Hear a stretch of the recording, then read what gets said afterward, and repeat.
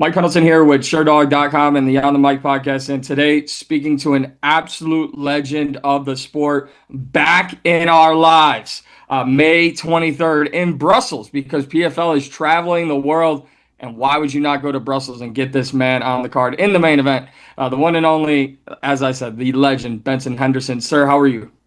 I'm very good, man. I'm very good. Thanks for having me on, man. I appreciate it. Yeah, absolutely. And for me, obviously, it's an honor to speak to someone, as yourself who has done so much in this sport. When you look at just where your placement on this card is, taking on, the hometown favorite, Patrick Haverora, like I just look at everything, and this is nothing new for you, right? Not too much, not too much. I've been the out of town guy before, the hometown loud crowd and this and that and main event and yada yada. Sounds good to me, man. Let's go. Let's do it. The easiest question, which I hate doing these because I don't want to be sounding like a casual guy here, but what keeps you going? Obviously, there's a love of the game, but when you got the call, what led to absolutely, I'm gonna take this challenge. I would say the biggest thing is for love of the game. Just I love to compete. I love to get after. Whether it's wrestling, whether it's jujitsu, boxing, kickboxing, Muay Thai. I haven't done Muay Thai yet, but one hit me up. One FC hit me up. So I'm working on getting my official Muay Thai debut as well. But I did boxing. I love wrestling. I love jujitsu. I just love to compete. I love to have fun. And a funny story. The head matchmaker for PFL is a guy named Mike Kogan. I love Mike. Great guy. He was the head matchmaker for Bellator, and he was texting me, trying to needle me a little bit. He's like, "Oh man, Henderson, I saw the wrestling thing. You had a tough match." I was like, "Yeah, freestyle's never been my forte. I'm a bit of a scrambler. If you guys notice my wrestling, my MMA, I'm a big time scrambler in freestyle wrestling. You can't scramble like that because you get your back exposed. You give up a lot of points." I was like, yeah, no big deal. It's fun. Like our RAF, I love RAF. They do a great job. I had a great time. He's like, oh yeah, you got some of these youngsters talking, saying, "Oh, who's this Benson Henderson guy?" and this and that. I was like, what are you talking about, man? He's like, "Oh yeah, people are talking." And so my boxing thing, I won one boxing. This is my first time ever doing a tournament. So I've always wanted to do a tournament before, but I had a tournament, my first time ever boxing too, also. So I was super happy, excited to do that. And I take all these things like karate combat, boxing, wrestling, jiu-jitsu. I take it all seriously. I train hard for all of them. But I don't put my heart and soul into it. There's a difference. Like I train hard, I commit to what I'm doing. I love to compete. I love to get after it. But there's a difference of RAF and then the difference of MMA. Some I don't know how else to do it, but put my heart and soul into getting ready for an MMA fight. And Kogan knows this. Like we had ton of conversations about that. And so he was needing me, oh yeah, I think some of these fans they're talking mess and they don't remember who you are and this and that, blah blah. I was like, oh, is that the route you're going, Mike? Okay, I see what you're doing here, man. I understand what you're trying to do here. But yeah, let's remind everybody who I am, what it is I bring to the table, and what I can do. So I was like, and then like the next day he texted me, oh, I got a matchup with this kid at 170 from PFL. I was like, oh, you just so happen to have the matchup a couple days after immediately talking about needing to remind people. So I thought that was pretty funny, but and I love to get after it. So I said, yeah, let's go. That's Mike Hogan going hook, line, and sinker on Benson Yeah, you Henderson. got me. I mean, I love that though, because I think so often fans don't get that insight, right? And so I appreciate you sharing that because there is, and your authenticity, excuse me, of speaking on how you approach MMA to everything else. Because looking at all that you've done, like that would be a question for me is, even when things don't go your way, it's just, you just keep getting after it, keep getting after it. And no matter the age, I think that's a lesson for so many combat sports athletes. And I'll ask you this first, like, what would be your advice? Because we know the storyline coming in, and it's and story as old as time. It's going to be the vet versus the youngin, right? But when Yep. you're looking at what impact you could have, not just on May 23rd, but long term outside of yourself, what would you tell these athletes and fighters about get involved in every single aspect of martial arts and combat? Mhm. I think for me, a large part of that is to the I don't know, I guess the older guys. We're just continuing to learn, to grow, and to put yourself out there. Especially for guys who have accomplished as much as I've accomplished, who've done the kind of things I've done, yada yada yada. They're You can't help it. Like they are scared to compete. Like I don't know how to say it like politically correctly, but they're just scared to compete. Oh, I fought in the UFC. I can't go do a local jiu-jitsu tournament. What if I lose? Well, you lose. No big deal. Like you were a UFC fighter. You got those three names. You got those three letters to your name. Yes, awesome. But go lay it on the line. Go compete. Go get after it. Don't be so scared to lose that you stop competing. And a lot of these guys, especially if they get a UFC belt around the waist and they get scared to compete doing anything else. Like, man, you got to stop that. What brought you to that level? What got you to that point? By you laying it all on the line. By you being willing to chance going out there and let's find out. Maybe I win, maybe I lose, but I'm gonna do my best. I'm gonna commit to training, being ready, eating the right way, sleeping the right way, making sure I scroll the right things on my phone the right way, make sure I do all the small things, cross my T's, dot my I's to make sure I'm fully prepared for it.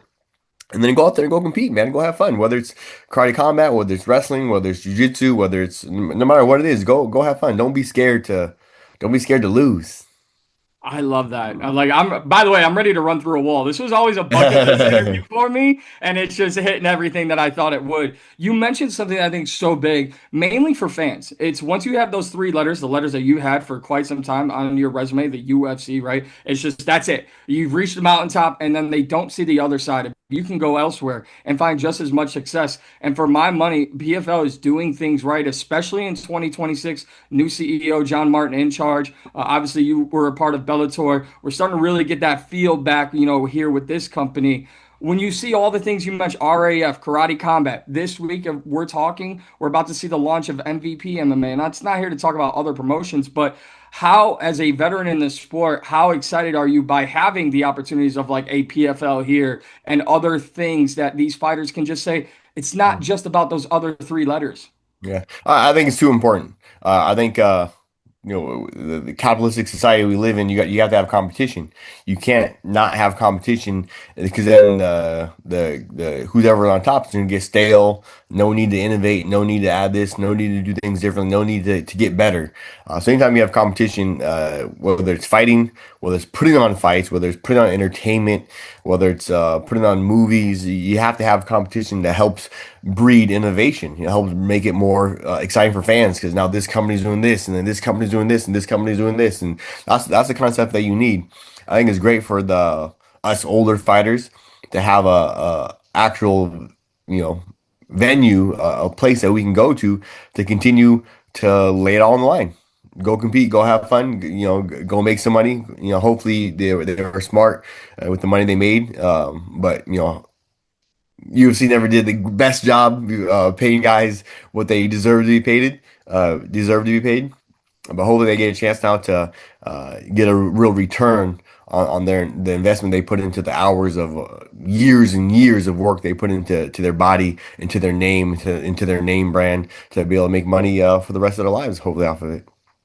Speaking on that, I'm sure you know because I'm sure he'll be on the call, and you guys have obviously crossed paths. But Dan Hardy recently brought you up during his appearance on the Joe Rogan Experience. Not only talking about the toothpick, but something that really struck the light bulb in my head was he is going to advocate for a Legends division or kind of event and card inside the PFL as a legend yourself. I don't know where that goes, right? But would you advocate for that within the PFL? Because we only have in MMA the story of the vet versus the youngin. And hey, vet, thank you for coming. Exit stage left. Would you like to see something, whether it be in the PFL or wherever? I'd love it in the PFL where we do have legends competing against legends. I'm a little bit biased.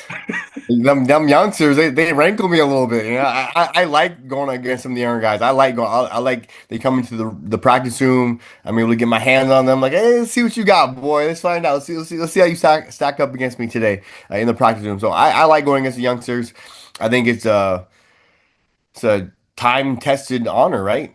To be a veteran, to finally get to that point in your stage in your career where you are considered a veteran.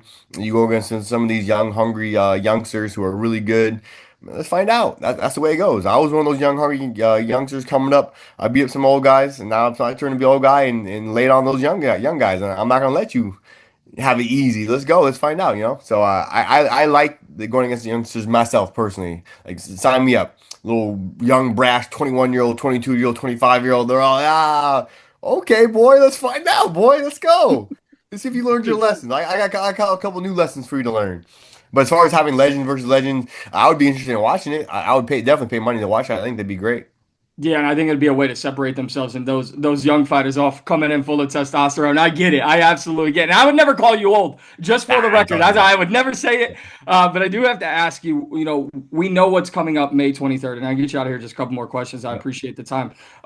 We know what's coming up May 23rd. But how many more phone calls from Mike Kogan poking the bear? Like where do we go post May 23rd with you? Really, because I am at the stage I am in my career, I'm not looking to get another world title around my waist. I'm looking to go have fun, go compete, go get after it. I want to beat up some of these youngsters who think they're going to be the best in the world. I think Patrick could be really good. I think Patrick could be really great. He could potentially be, a pound for pound great at 170, get a belt around his waist, all that kind of stuff. I think he's a little bit early in his career right now. I think he has a couple lessons to learn before he gets the belt around his waist. And I'm gonna give him those lessons. But as far as what's next for me, I'm not pushing to fight this guy. I'm not pushing to get a belt around my waist. I'm not pushing. I take it as they come. I think it's a three fight deal I did with the PFL. So we'll see where it leads from there. Maybe they offer me this guy, they offer that guy. Maybe I go back down to 55. 70, the guys, them boys are pretty big. They're pretty tough. I really got to wear them down. But maybe I go down to my natural weight class of 155 for the next fight for PFL. Who knows, but I'm open to all options. Hey, this is good news for me because this hopefully means another conversation with you afterwards. And I'd love to see you, like you said, at 55. Obviously, we're expecting, can't wait to see you at 70. You mentioned something there about, doing it and being happy. I know this may sound just so casual of a question, but what is the happiness you have when competing in MMA? I know you put your heart and your soul into it, but I don't think fans ever really understand the happiness and joy you get out of doing what you do. So, what is that for you?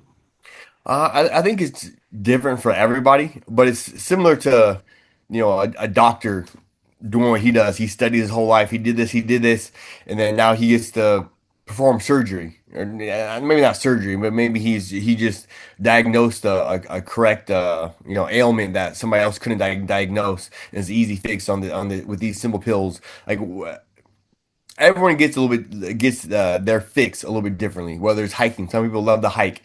They go on these amazing 10-mile hikes out to this serene arena area, and there's nobody within miles, and this and that. People love that. They get off in that. And for me, it's being able to compete. And I feel like one of the purest and most uncompromised forms of competition there is mixed martial arts. Literally one person versus another person. You can do whatever you want to do. You want to hug him? Go ahead and hug him. You want to punch him? Go ahead. But you want to kick him? You want to like what do you think you need to do to get your hand raised? You go do that. So I think the uncompromised, the pure form of competition that MMA is, I get off on that. I love that there's no balls, there's no nets, there's no other teammates blaming you lost. Oh, he dropped the pass, man. Like I did my job. I did great. I had whatever 75 tackles in the one game. I had two forced fumbles. I had a sack, but whatever it is. But that guy dropped the ball, so we lost as a team. But just a pure uncompromised one on one. That person versus this person. Let's find out. Benson Henderson also talking my second love language in football. I absolutely love that. I do have to ask you one thing on the PFL very quickly. We've noticed a change with John Martin. He's really investing in the fighters on his roster, and not only just the fighters and their stories, but where they're from. You're part of that, right? Going to Brussels. When you look at other places, I think they use that as a one-off or a special event. When you look at the schedule for the PFL in 2026, there's so many fighters where they're leaning into either where they're from or their culture. How big is that for the future of the company to bring in all the fans and get them to buy in? I think it's super smart. I think it's a very intelligent, you know, a conscientious decision to market to fighters where they're from, get those fans from those countries. Not a whole lot of Americans have traveled outside the U.S., but for people who are able to travel outside the U.S. and go see other countries, other places, you realize that like KFC, I think it was KFC, whatever brand company it is, they took away a bunch of their money. They like whatever it is a random number, $100 million. They took away of that $100 million. They took away the 60 million that went to the U.S. They put 60 million into their global brand to help build a global brand. So then KFC got super popular in like Germany and then Paris. I was in Paris in like Like there's a KFC everywhere, and they're like, nice. What's up with that? I learned, oh, they invested. The company was smart. They invested in their global reach and their global platform. So PFL, I think it's very smart. I think they something that they're doing conscientiously and smartly, and like I think it will pay off for them in the long run in a couple of years. I know there are lessons to be learned inside the smart cage on May 23rd. What should the world expect when you step inside for the PFL? For me, like all my fights, man, just a sustained explosion. Normally, it's 25 minutes of sustained explosion. This time's been about 15 minutes of sustained explosion. I wish it was a 5 round fight, but it's only a 3 round fight. I'll do what I need to do though inside those 15 minutes. And you know, a lot of times fights get kind of boring or there's not a whole lot of action. I'm talking 15 minutes of non-stop action. I'm gonna take Patrick Cabaroa to some deep waters, and he better not save nothing back, nothing for the swim back to shore. I love it. Benson, this, like I said, it was a bucket list opportunity for me to get this interview with you. I'm very thankful you gave me the time. Hopefully, we'll do it again after May 23rd. I'm really looking forward to seeing you inside the PFL Smart Cage in Brussels. I cannot wait. Thank you for the time. Appreciate you, man. Thank you very much. Thank Appreciate it. you.